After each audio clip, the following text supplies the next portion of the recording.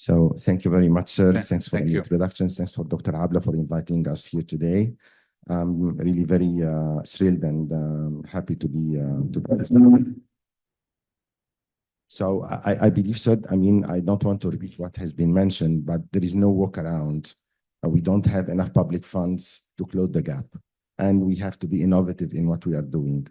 But still, I think that it's important to agree on a new collective and quantified goal on climate finance that are achievable.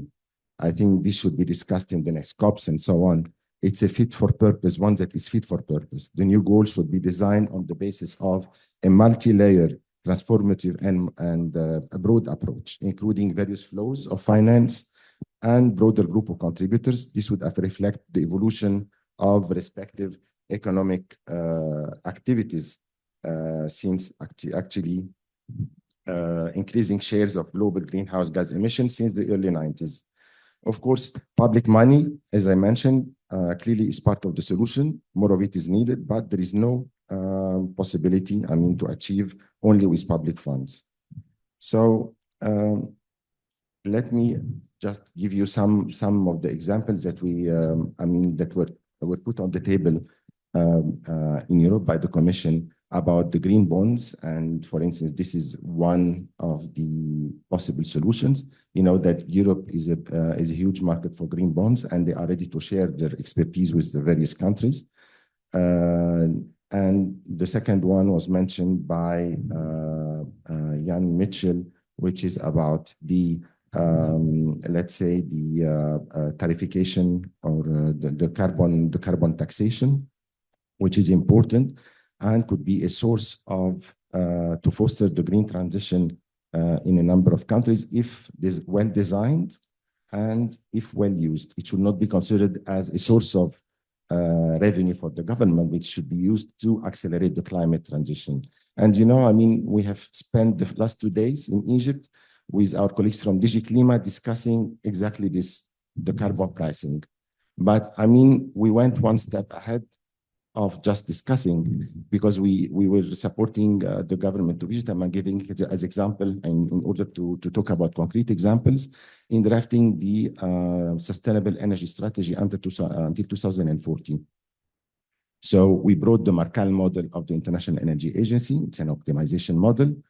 We worked with the government in developing scenarios, but we introduced also with the agreement of the government of Egypt, this is an Egyptian strategy, actually, carbon price starting 2030 and 2040.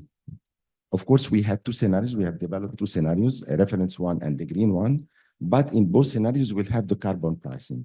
And this is not carved in stone. I mean, the strategies are made to be updated and so on.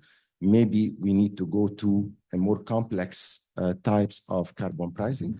But the good thing is that the concept is here and that it steered some discussions in the country, and it was finally accepted as a mean to advance with this transition.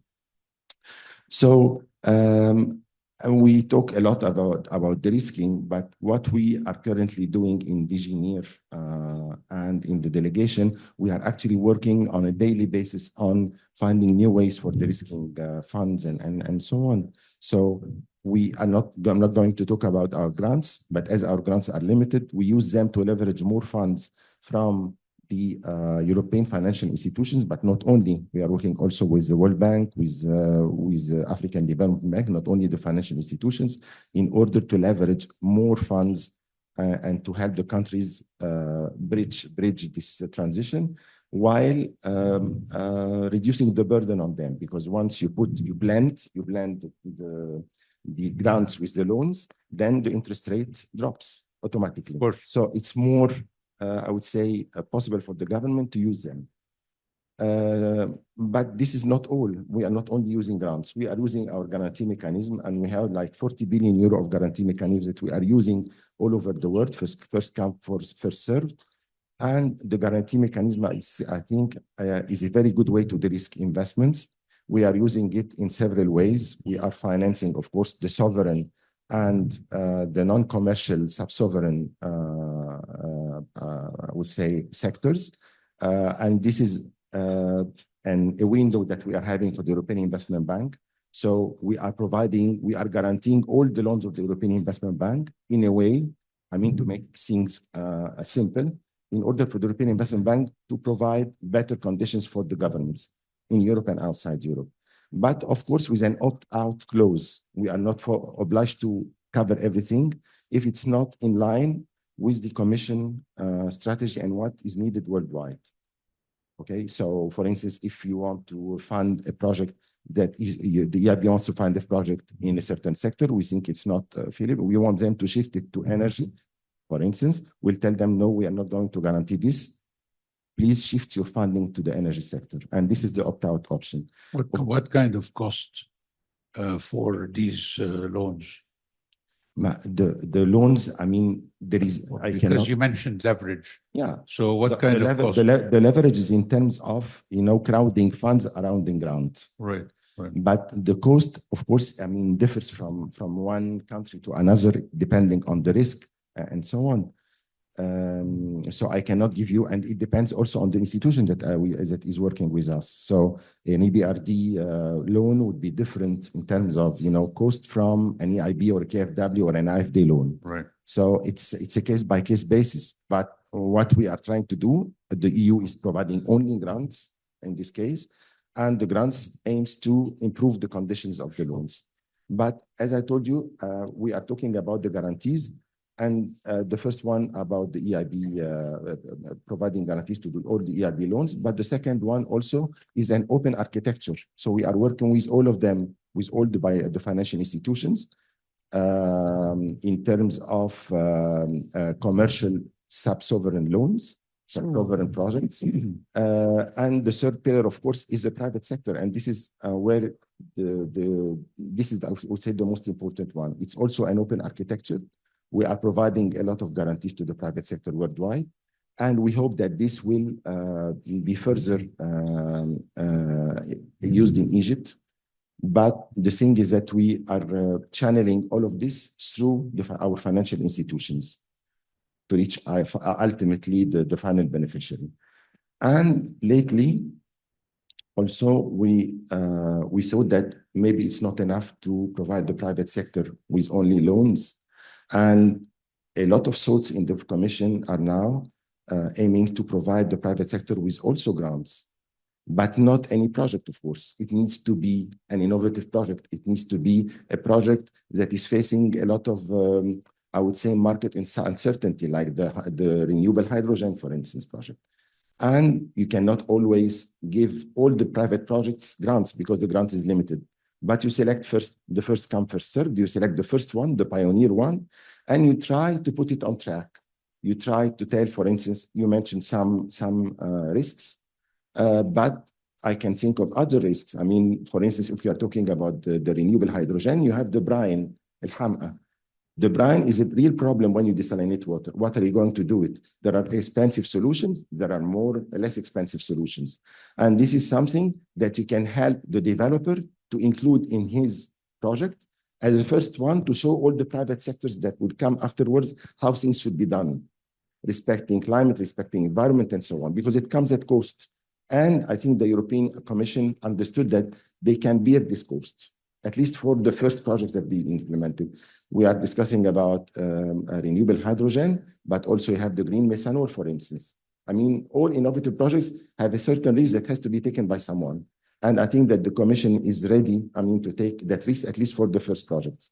And it's a good news that one of the first early comers in the green hydrogen in Egypt, investors, a Norwegian investor, will most probably discuss this project with Brussels in February. And this is by itself a very good, it's a breakthrough.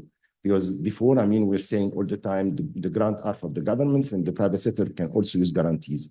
But in some cases, you need more than the guarantees. I give you the example of storage. And the private sector in this case is from which country? No, any private sector. There is a foreign entity coming in, right? Yes, it's a Norwegian company. Okay.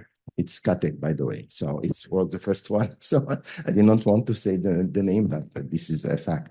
So this is what we are trying to do, and we are trying also to develop new mechanism.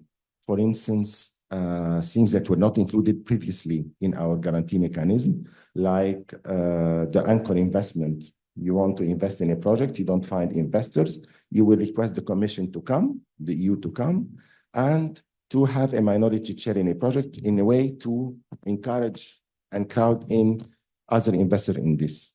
We have special things for the hydrogen. We are also developing ways to provide guarantees to the political risk. It was there, but we needed to sit with the investors and to understand what are the dimensions of this risk in order to be able to cover it. Okay, I mean, there are a lot of possibilities now, and we are trying to use at best the resources. Just one word about the European Global Gateway. I mean, they are providing like 300 billion euro worldwide. Half of it is for Africa, actually. And what we noticed is that there is a political willingness at the level of the Commission also to invest in supply chains. You know that by investing in supply chains in different countries, you benefit the countries, but you also benefit Europe very much, because the more you have suppliers worldwide on which you can rely on, the more you are securing the European economy from shocks and so on. So basically, this is what we are currently doing. We are opening our guarantee mechanism to all sorts of projects related to the green transition. Thank you. Thank you very much.